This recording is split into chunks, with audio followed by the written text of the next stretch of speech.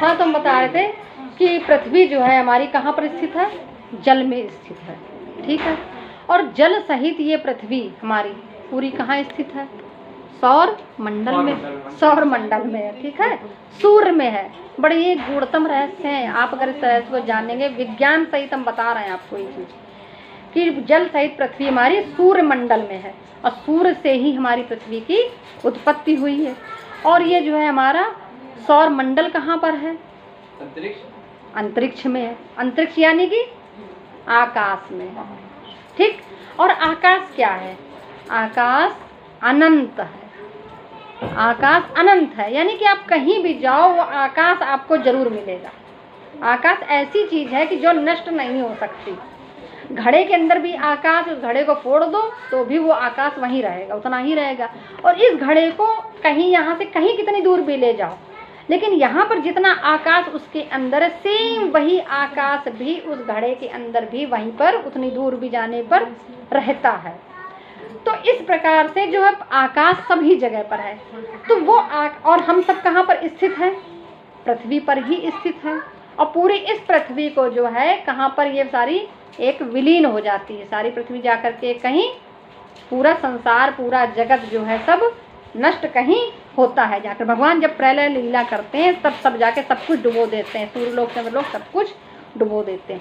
लेकिन हमारे मन में जो है, फिर भी जो है मन में हमारे जब सोते हैं तो हमको जो है कोई ना कोई ऐसी चेतना होती है जो अद्भुत दृश्य हमको दिखाती। यानी कि इस चेतना के अंदर, इस चित्त के आकाश के अंदर हम न जाने कितने आकाश, कितने समुद्र, कितने लोग और कितने ही पेड़, कितनी पृथ्वी, कितने सूर्य देख सकते हैं स्वप्न में। न जाने कहाँ से कहाँ पहुँच जाते, कितना अनंत हम अपने स्वप्न में अपने अंदर सब कुछ देख लेते हैं। और सोच आज भी सकते हैं, अब भी सोच सकते हैं, जब चाहे तब सोच सकते हैं। यानी कि हमारे अंदर एक ऐसा आकाश है, इतना अनंत आकाश है, चित्त आकाश हर व्यक्ति के अंदर है कि नहीं है? आप सबके अंदर है कि आप अनंत कुछ सोच सकते हैं, ठीक। न जाने कितनी पृथ्वी देख लेंगे सपने में, न जाने कितने बड़े बड़े पुरुष देख सकते हैं, दानव देख सकते हैं, दैत्य देख सकते हैं, देवता देख सकते हैं सपने में। और एक सपने के बाद दूसरा सपना खट्ट से आ जाएगा और पता भी नहीं चलेगा कड़ी कहाँ से कहाँ जुड़ी, तीसरा चौथा पांचवा छठा, जाने कितने सपने का एक साथ देख डाले सोते में, ठीक। न जाने कितनी दुनिया देख ली। यानी कि इस दुनिया, ये सारी दुनिया जो देखी है आपने, अब ये सारी दुनिया कहाँ है? आकाश का इतना सारा जो देखा अनंत आपने, वो है कहाँ? यानी कि वो भी कहीं ना कहीं है। उसके लिए भी देखिए स्थान चाहिए, इतने बड़े आकाश को रखने के लिए। तो जो ये इतना बड़ा आकाश जो है वो कहाँ स्थित है? चिदाकाश में स्थित है। चिदाकाश यानी कि परमात्मा में स्थित है। बात समझ में आई? इतनी बात समझ में आई? इतनी बात समझ में आई कि जो आप सपने में जितने भी सब कुछ रखते गए, सब लोगों ने जितना जो कुछ भी देखा, अनंत चीज़ें देखी, नाना प्रकार की चीज़ें देखी, कई सपने एक साथ एक रात में देख डाले, 4-6 सपने विभिन्न प्रकार के, विभिन्न लीलाएं देख ली कि आप दिल्ली, कलकत्ता, मुंबई, अमेरिका पहुंच गए, पता चला एरोप्लेन से उड़ने लगे, जो कभी गए नहीं, छुआ नहीं, देखा नहीं, लेकिन फिर भी वो सब सपने में कर डाला। और वो सब चीज़ें कहीं ना कहीं तो रखने की जगह होनी चाहिए, तो वो सब जो है चिदाकाश में है। तो वही जो चिदाकाश है, तो अब बताइए कि आपके अंदर परमात्मा है या आप परमात्मा के अंदर हो? अब आप बताइए। हाँ, बहुत अच्छी बात है कि आप जो है अब परमात्मा के अंदर हैं, ठीक। तो क्या है? आत्मा इसीलिए कही जाती है कि आत्मा एक ही है, परमात्मा ही आत्मा है। उसी की परछाइयाँ, उसी के रूप, अनेक रूप रूपाए प्रभु विष्णुवे, प्रभु विष्णुवे, उसी ने अपने अनेक रूपों में हम सबको अलग अलग प्रकट किया है। तो क्या हम एक दूसरे से सब किसी से अभिन्न हैं? अभिन्न हुए? अभिन्न नहीं है। तो यही जो चित्ताकाश है हमारे मन का, जो संत महात्मा होते हैं, तो वो अपने इसी चित्त के आकाश को उस चिदाकाश में जोड़ने का प्रयत्न करते हैं साधना के द्वारा, ठीक। और उन्हें कितना आनंद आता उस साधना में। यानी कि वो उनकी बस परम इच्छा ये रहती, जब वो जान लेते हैं कि मैं इतनी कल्पना करके इतने आकाश तो अपने अंदर बना लेता हूँ, और इस आकाश को भी कहीं आकाश रखने की जगह होगी, ये आकाश सारा चिदाकाश में, परमात्मा में स्थित है। चिदाकाश यानी कि परमात्मा, भगवान, उसी में स्थित है। तो वो अब क्या करता है, जानता है कि अब मेरी ही कल्पनाएं हैं तमाम, कि कभी हम सपने में अपने आप को बच्चे के देखते हैं, कभी बूढ़े बन जाते हैं, कभी बड़ा सुंदर रूप बन जाता है हमारा, कभी किसी भी अवस्था में देख सकते हैं स्वयं को। तो ये हमारे ही अपनी कल्पना है, ये पूरी दुनिया, पूरा संसार, जगत, ये कल्पना है। ये यानी कि आप पैदा हुए ही नहीं हो, सच तो ये है, सत्य यही है, आप पैदा नहीं हुए हो। अभी इसमें आगे कहानी हम बताएंगे, बड़ी सुंदर कहानी, बड़ी रोचक कहानी है।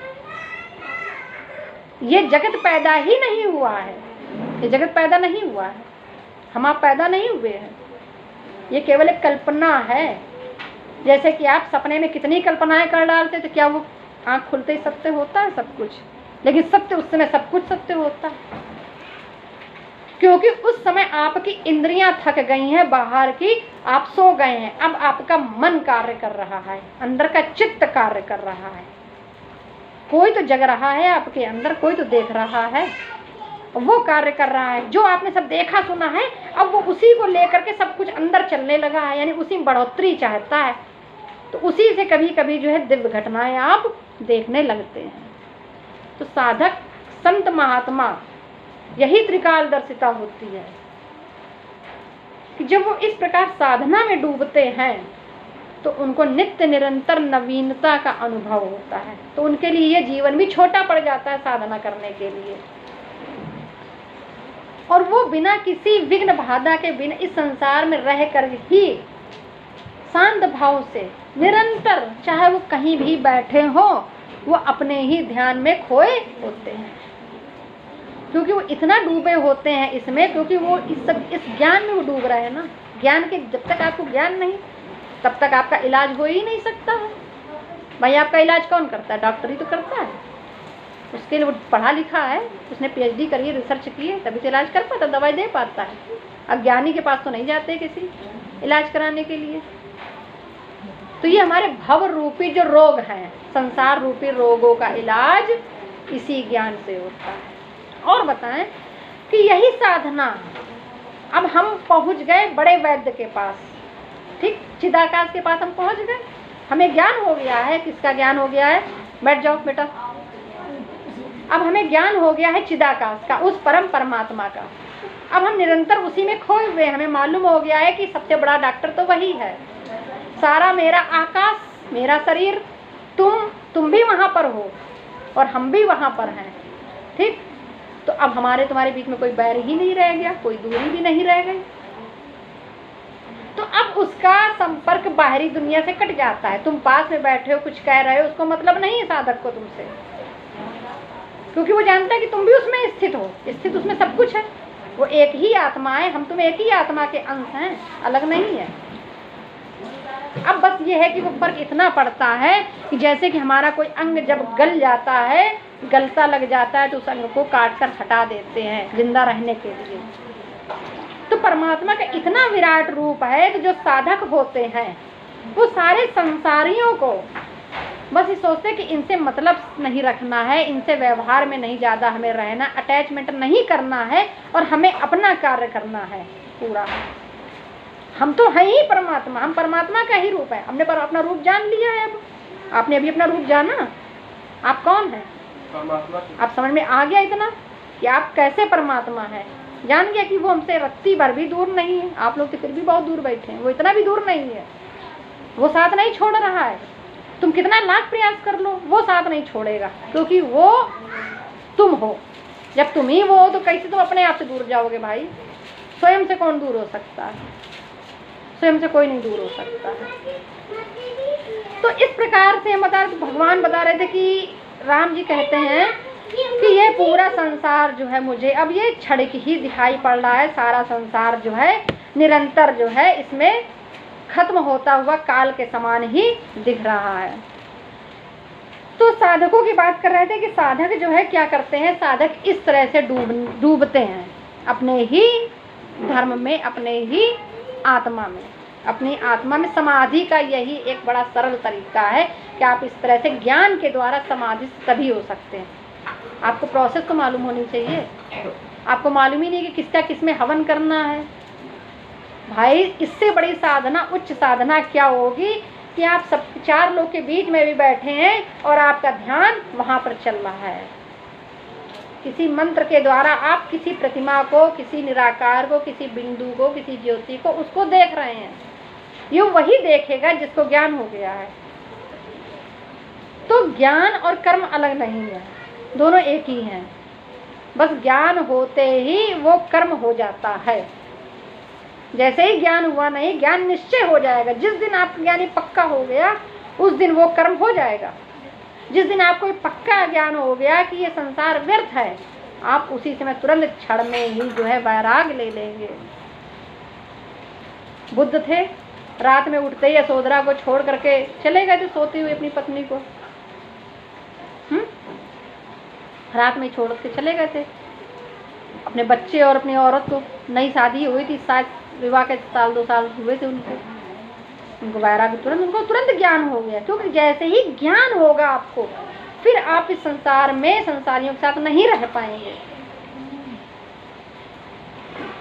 तो भगवान ने कहते हैं कि अब जो है ये तृष्णा रूपी, फिर कहते हैं कि तृष्णा है, ये तृष्णा जो है विष के समान है, निरंतर जो है बढ़ती रहती है।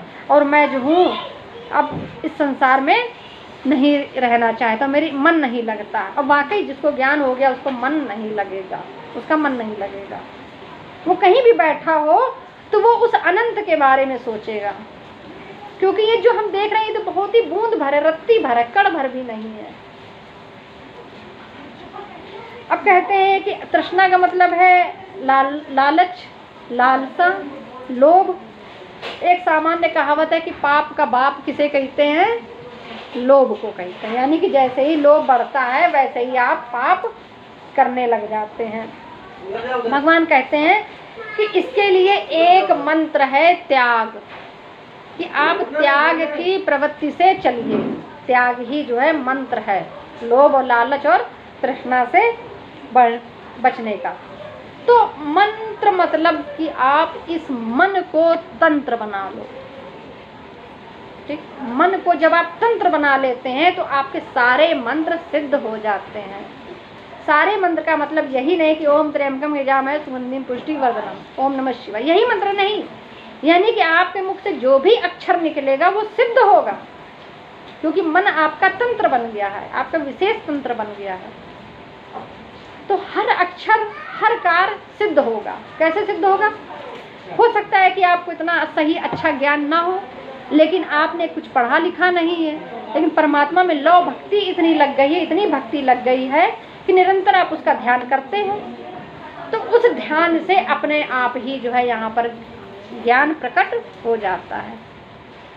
वही है कि मूकम करोति वाचालम, यानी कि गूंगा व्यक्ति बोलने लगता है और लंगड़ा व्यक्ति पर्वत लांघने लगता है। ये स्थिति हो जाती है। तो यही त्याग है कि आप त्याग, जैसे ही लोभ लालच आपने त्यागा, मन को तंत्र बनाया तो मंत्र हो गए, आप मंत्रवत हो गए।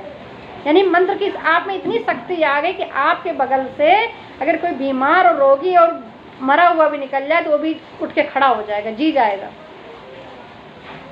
ये मंत्र है, ये शक्ति है।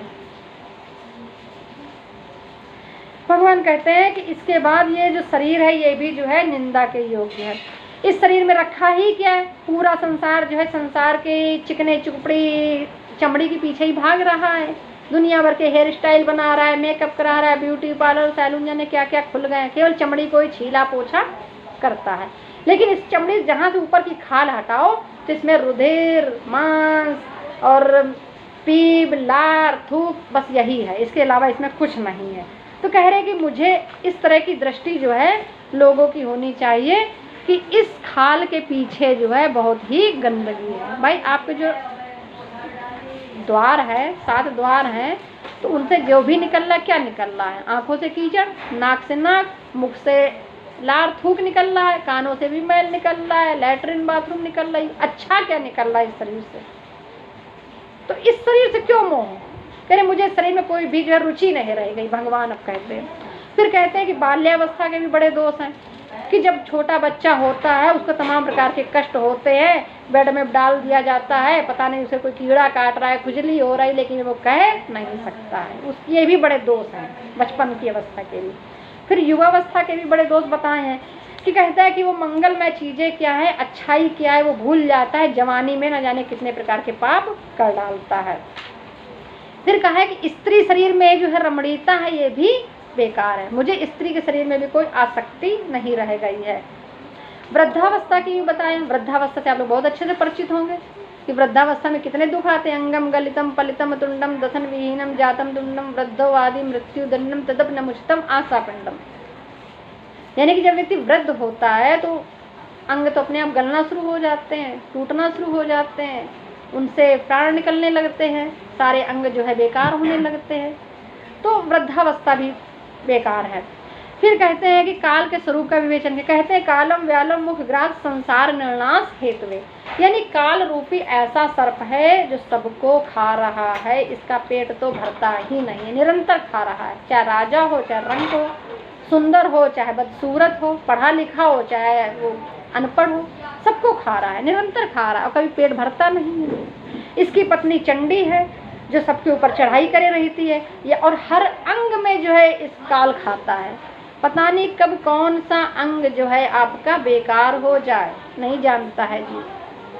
कहता है कि इस मुझे संसार में सब कुछ अनित्य दिख रहा है, झूठ दिख रहा है। भगवान कह रहे कि इस काल के प्रभाव का वो वर्णन करते कहते कि ये काल जो इतना निर्दयी है कि कभी कभी भी किसी के ऊपर दया नहीं करता है। ध्रुव जी थे, उन्होंने भी जो है ध्रुवलोक पा लिया तपस्या करके, लेकिन सभी लोक, ध्रुवलोक हो, सूर्यलोक हो, चंद्रलोक हो, देवलोक हो, सभी लोकों को देवता परम देव अक्षर ओम अपने में एक समय बाद लील लेते हैं और उनका तो वो क्षण भर में पूरा लील जाते हैं। यानी कि काल जो है क्षण के समान होता है, क्षण के समान, कि कितने युगों को वो एक क्षण में लील जाते हैं। इस प्रकार से कहा कि पूरा जो है संसार है बड़ा ही क्षण भंगुर है, दुख रूप है, मुझे कुछ भी इसमें कहीं पर भी आनंद नहीं मिल रहा है, मुझे तो केवल दुख ही दुख दिखाई पड़ता है। यह जो है संसार पूरा दुख के समान है। हर चीज़ यहाँ पर अस्थिर है, हर चीज़ यहाँ परिवर्तनशील है। भाई हम भी जब पैदा होते हैं, बच्चे होते हैं, जवान होते हैं, बूढ़े होते हैं, रोगी होते हैं, मर जाते हैं। दूध को भी दही बनाओ तो दही भी बाद में कीड़े पड़ जाते हैं, लकड़ी में भी कीड़े लग जाते हैं, लोहे में भी जंग लग जाती है। तो हर चीज़ तो यहाँ पर परिवर्तनशील है, हर चीज़ यहाँ बदल रही है, नष्ट हो रही है। तो कहते हैं मुझे कुछ समझ में नहीं आ रहा। कहते उन्होंने फिर जो है भगवान ने वशिष्ठ जी से प्रार्थना करी है कि मुझे जो है आप तत्व ज्ञान दें, मुझे उपदेशित करें। कहते हैं कि जिस प्रकार से राजा जो है अपने दुष्ट अधिकारियों से शासन छीन लेता है और एक अच्छे योग्य जो है अधिकारियों को शासन देता है, मैंने भी इसी प्रकार से जो है अपनी इन जितनी भी दुष्ट प्रवृत्तियां हैं, जो भोग वासनाएं हैं, जानते हैं क्या भोग वासनाएं हम सबके ऊपर, आप लोगों सबके ऊपर राज्य कर रही हैं। वासना राज्य कर रही है आपके ऊपर, वासना राज्य कर रही है, आसक्ति राज्य कर रही है आपके ऊपर। आप नहीं राज्य कर रहे हो। आपको सुख बेड से मिलता है, आपको सुख कूलर से मिलता है, आपको सुख एसी से मिलता है, ठीक। एसी आपके ऊपर राज्य कर रहा है, एसी के बिना आप रह नहीं पाते हो, वो आपसे बड़ा हो गया कि आप उसके बिना नहीं रह पा रहे हो। तो भगवान कह रहे हैं कि सब जितनी भी वासनाएं हैं मैंने उनसे सबको हटा दिया है, हर हटा करके मैंने जो है शांति को वहां पर प्रतिष्ठित कर दिया है। इस प्रकार से भगवान के वैराग्य प्रकरण आज यहाँ पर समाप्त हो रहा है। इतना ही जब ज्ञान सुनते हैं भगवान के मुख से तो